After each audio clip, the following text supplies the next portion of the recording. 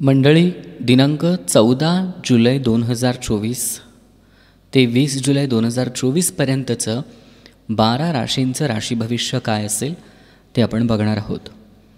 सगळ्यात पहिली मेषरास. तुम्ही जे करता आणि बोलता त्यामध्ये खूप सावधगिरी बाळगा.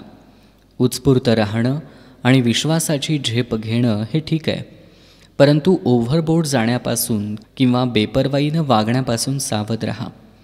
तुम्ही लोकांना प्रेरणा द्याल. यशाच्या या नवीन पातळीसह आपला अहंकार तपासण्याची खात्री करण्याची मेष राशीच्या लोकांना गरज आहे. पुढचे आहे वृषभ रास. दीर्घ विश्रांती घेण्यासारखं वाटू शकतं. तुमची ऊर्जा अधिक फायदेशीर असलेल्या गोष्टींमध्ये वापरण्याचा विचार करा. काय महत्त्वाचं आहे याचा आढावा घ्या. जर्नलमध्ये लिहा आणि गोष्टी कशा व्हाव्यात यावर विचार करा. जेव्हा तुम्ही वैतागलेले असता तेव्हा ट्रॅकवर परत येणं कठीण असतं. पुढचे आहे मिथुन रास. जिंकणं हे सर्व काही नाही. तुम्ही गंभीर वादात पडू शकता आणि विजेता म्हणून बाहेर पडू शकता. आपल्या कृतींसाठी जबाबदार असल्याचं लक्षात ठेवा आणि इतरांवर टीका करण्यापूर्वी प्रथम स्वतःकडं कठोरपणे पहा, अन्यथा आपण महत्त्वपूर्ण नातेसंबंध गमावू शकता. पुढचे आहे कर्क रास. तुमच्या जीवनात होत असलेल्या सर्व विलंब आणि अशांततेमुळं त्रास होईल. तुमची नेतृत्व शैली पहा आणि तुम्ही कसे सुधारू शकता ते प्रामाणिकपणे लक्षात घ्या. तुम्हाला तुमची उद्दिष्ट बदलण्याची गरज नाही, परंतु तिथं पोहोचण्याच्या तुमच्या दृष्टिकोनात थोडा बदल करावा लागेल. पुढचे आहे सिंह रास. नवीन उपक्रम सुरू करायचा की नाही हे निवडण्यात तुम्ही अडकलेले वाटू शकता. आपल्या अंतःप्रेरणेवर विश्वास ठेवण्याची आणि स्वतःची धाडसी निवड करण्याची ही वेळ आहे. कामाच्या ठिकाणी काही महत्त्वाचे बदल होतील. जबाबदारी पडू शकते. घरातील वातावरण चांगलं राहावं म्हणून प्रयत्न करण्याची गरज आहे. यानंतरची आहे कन्या रास. खूप योजना आहेत आणि इतका कमी वेळ असं वाटू शकतं. तुम्ही कल्पना अंमलात आणण्यासाठी नेहमी सर्वोत्तम क्षणाची वाट पाहत असाल तर कदाचित तुम्ही तिथं कधीही पोचू शकत नाही. भूतकाळ सोडून द्या आणि लक्षात ठेवा की ती फक्त एक स्मृती आहे. पुढचे आहे तुळ रास. आर्थिक बाबतीत अधिक वास्तवतावादी दृष्टिकोन असेल.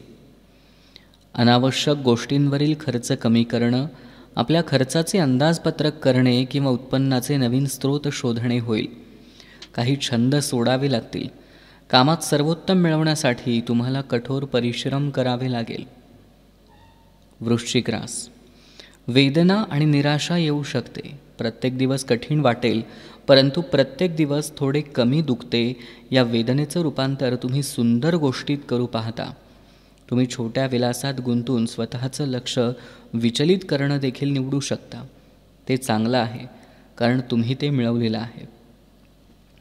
त्यानंतरची रास आहे धनु. तुमच्या मनस्थितीमुळं तुमचे ध्येय साध्य करण्यात विलंब होईल. आव्हानं आणि गैरसोयी तुम्हाला जीवनात पातळी वाढवण्यात कशी मदत करू शकतात हे शोधून साध्य करा. तुमच्यासाठी खरोखर काय चांगलं आहे याचा विचार करा आणि स्वतःशी सुसंवाद साधण्यासाठी सुरुवात करा. यापुढची रास मकर. मनात चलबिचल राहील. योग्य निर्णय घेणं कठीण वाटू शकतं. इतरांची मदत घेण्यात संकोच करू नका.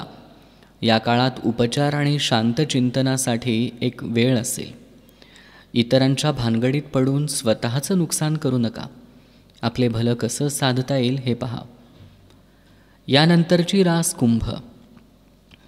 या आठवड्यात तुम्ही स्वतःला बऱ्यापैकी संधी मिळवून द्याल. दुसऱ्यांचा अंदाज लावू शकाल.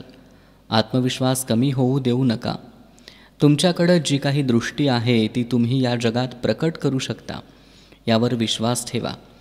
ते प्रत्यक्षात आणण्यासाठी तुमच्याकडं बुद्धिमत्ता, अनुभव आहे. शेवटची रास मीन. या काळात तुमचं ब्रीदवाक्य कष्ट करा, अधिक मेहनत करा असे असावे. प्रत्यक्षात आपण कदाचित खूप कठोर परिश्रम करत असाल आणि आपल्यासाठी गोष्टी करण्यासाठी पुरेसा वेळ नसेल. एखाद्या विश्वासू मित्राशी बोलण्याची गरज असल्यास त्याच्याशी संपर्क साधा आणि तुम्हाला आयुष्याबद्दल कसं वाटतं ते तुम्ही त्याला सांगा.